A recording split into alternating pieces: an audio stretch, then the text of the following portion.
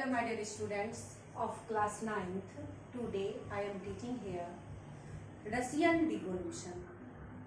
Previous video में मैंने Bolshevik party के जो हेड थे व्लादिमीर लेनिन, उनके मरने के बाद यानी जनवरी 1924 में जब लेनिन की मृत्यु हो जाती है तो बोल्शेविक पार्टी के हेड जो लेनिन थे उनके जगह पे स्टालिन को अपॉइंट किया जाता है, यानी उनको लीडर, बोल्शेविक पार्टी का लीडर स्टालिन को बना दी जाती है, जोसेफ स्टालिन को। अब स्टालिन के द्वारा रूस की जो गवर्निंग सिचुएशन थी उसके अंतर्गत वो ढेर सारे रूल एंड रेगुलेशन का फॉर्मेशन करना शुरू कर दिए थे और स्टालिन के द्वारा ही स्टालिनिज्म चलाया गया था और स्टालिनिज्म के तहत उन्होंने कलेक्टिवाइजेशन सिस्टम को पीजेंट्स के ऊपर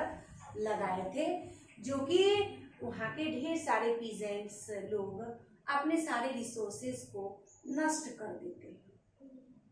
फिर भी वहाँ पे यूएसएसआर के अंतर्गत जो रूस की कमांड इकोनॉमी थी वो धीरे धीरे सुदृढ़ होते चली गई। तो आज का जो वीडियो है वो है आपको legacy of the French revolution, legacy of the Russian revolution, legacy of the Russian revolution, यानी कि रशियन रिवॉल्यूशन का क्या इम्पोर्टेंस है। अभी तक हम लोग पूरे रशियन रिवॉल्यूशन पढ़ चुके हैं, तो क्या ये मॉडर्न एज में इस रशियन रिवॉल्यूशन से क्या इनका सिग्निफिकेंस होता है, क्या इनकी लीगेसी होती है, तो आज हम उस चीज़ों की चर्चा करेंगे। तो legacy of the Russian revolution, पहला है communism founts it's practical shape. अब इसमें हम देखेंगे कि कम्युनिज्म की जो थ्योरी दी गई थी किनके द्वारा दी गई थी, तो कार्ल मार्क्स के द्वारा। कार्ल मार्क्स सबसे पहले पूरे वर्ल्ड के मजदूरों को एक होने के लिए कहा गया था, क्योंकि इंडस्ट्रियलिस्ट इस मजदूर का बहुत ही एक्सप्लॉइट करते थे और एक्सप्लॉइट करने की वजह से जो डेवलपमेंट ये वर्कर्स का होना चाहिए वो डेवलपमेंट नहीं हो पाता था और जितने भी फैक्ट्री के ऑनर थे उसके तहत वो लोग कैपिटलिस्ट बनते चले जा रहे थे। तो कार्ल मार्क्स के द्वारा ये थ्योरी दी गई थी कम्युनिज्म की थ्योरी, यानी कि इसमें कम्युनिज्म की थ्योरी के तहत कहा जाता है कि प्राइवेट प्रॉपर्टी का इसमें एबॉलिश करना होता है और जितने भी ऑल रिसोर्सेज होते हैं, ऑल रिसोर्सेज पर जो अधिकार होता है वो वर्कर्स का होना चाहिए, ना कि गवर्नमेंट का। तो पहले जो कार्ल मार्क्स के द्वारा ये थ्योरी दी गई थी वो किताबों के पन्नों में ही छिपी हुई थी, यानी वो लिख दिए और किताब के पन्नों में ही छिपी हुई थी।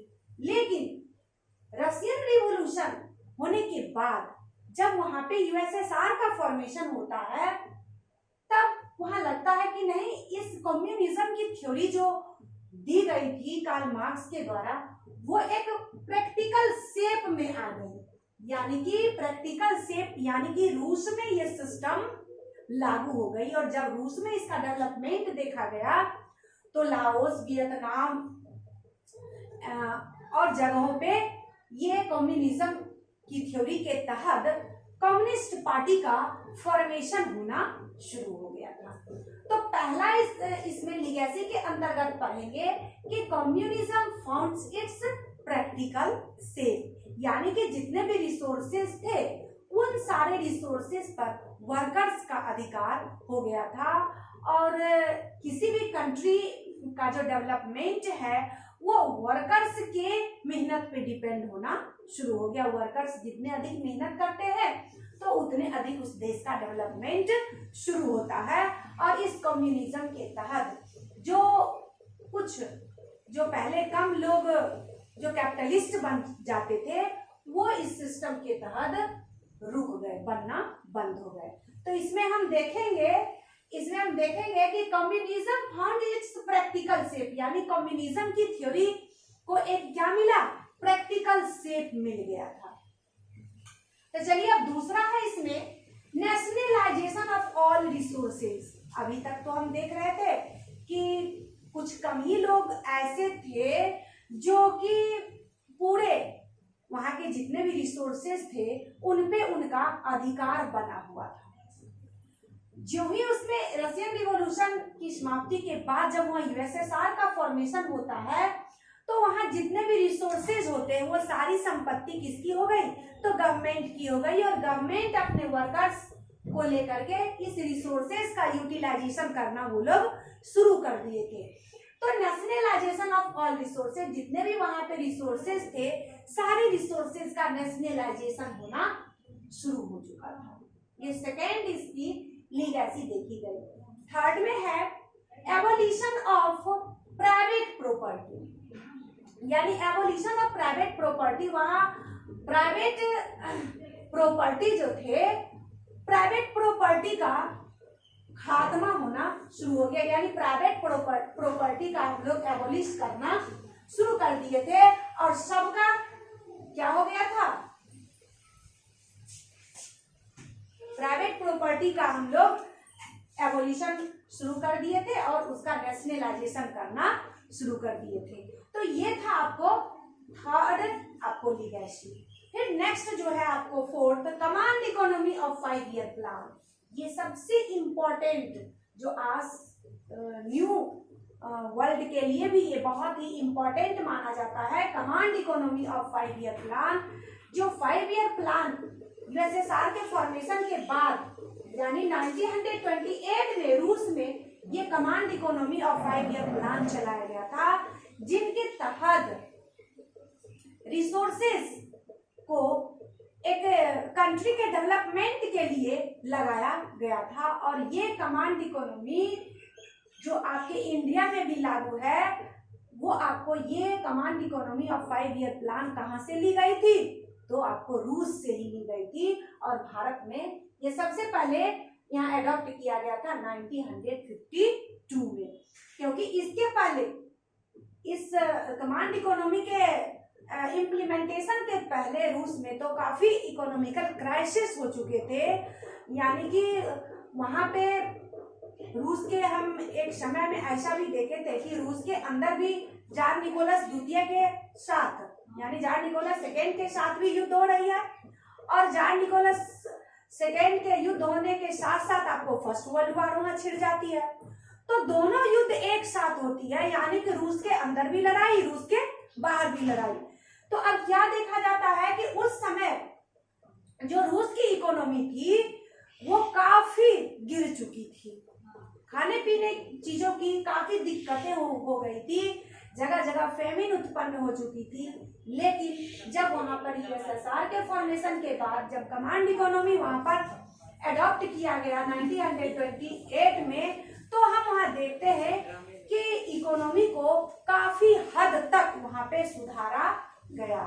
वैसे बीच में स्टालिन के द्वारा जो स्टालिनिज्म के तहत जो कलेक्टिवाइजेशन हुआ था उसमें भी काफी क्षति हुई थी रूस की, लेकिन फिर भी ये कमांड इकोनॉमी के लागू होने के बाद रूस की स्थिति काफी सुदृढ़ हो चुकी थी। तो ये था आपको कमांड इकोनॉमी। चलिए नेक्स्ट में है टू एस्टैब्लिश ट्रू इक्वलिटी, यानी कि अभी तक फ्रेंच रिवॉल्यूशन भी हम लोग पढ़े थे, रशियन रिवॉल्यूशन से पहले। तो फ्रेंच रिवॉल्यूशन में भी हम लोग देखे थे कि इक्वालिटी, फ्रेटर्निटी, फ्रीडम सब कुछ वहां पे लागू हुई थी। लेकिन जो ट्रू इक्वालिटी होती है वो ट्रू इक्वालिटी फ्रेंच रिवॉल्यूशन के बाद भी लागू नहीं हुई थी। अगर वहां पे ट्रू इक्वालिटी लागू होती तो फ्रेंच रिवॉल्यूशन के बाद वहां पे जो डिक्लेरेशन निकला था मेन एंड सिटीजन, वहां पे ओमेन एंड सिटीजन नहीं निकाला गया था, आपको ध्यान में होगा। और ओमेन को जो वोटिंग राइट्स मिली थी वो फ्रांस में 1946 को मिली थी, इसीलिए ट्रू इक्वालिटी जो आप कह रहे हैं वो ट्रू इक्वालिटी फ्रेंच रिवॉल्यूशन के बाद भी लागू नहीं हुई थी। यही एक रशियन रिवॉल्यूशन है जिसके बाद वर्कर्स के बीच में या सिटीजन पीपल के बीच में जो ट्रू इक्वालिटी लागू होनी चाहिए वो आपको रशियन रिवॉल्यूशन में ही देखा जाता, क्योंकि यहाँ पे प्राइवेट प्रॉपर्टी का एबोलिशन होता है, नेशनलाइजेशन ऑफ ऑल रिसोर्सेज होते हैं। तो फ्रेंच रिवॉल्यूशन में ये सिचुएशन नहीं थी, लेकिन रशियन रिवॉल्यूशन के बाद यहाँ पे ट्रू इक्वालिटी को यहाँ पे लागू की गई थी। तो आपको ये था रशियन रिवॉल्यूशन के अंतर्गत इनका लीगेसी, जो आज भी इस मॉडर्न वर्ल्ड को ये एक प्रकार से इंस्पायर करते हैं। तो इसीलिए हम लोग के सिलेबस में रशियन रिवॉल्यूशन को पढ़ना आवश्यक माना जाता है। तो आज था ये legacy of the Russian revolution. आज का SW आप recall the legacy of Russian revolution, और नेक्स्ट चैप्टर की फिर चर्चा होगी। धन्यवाद।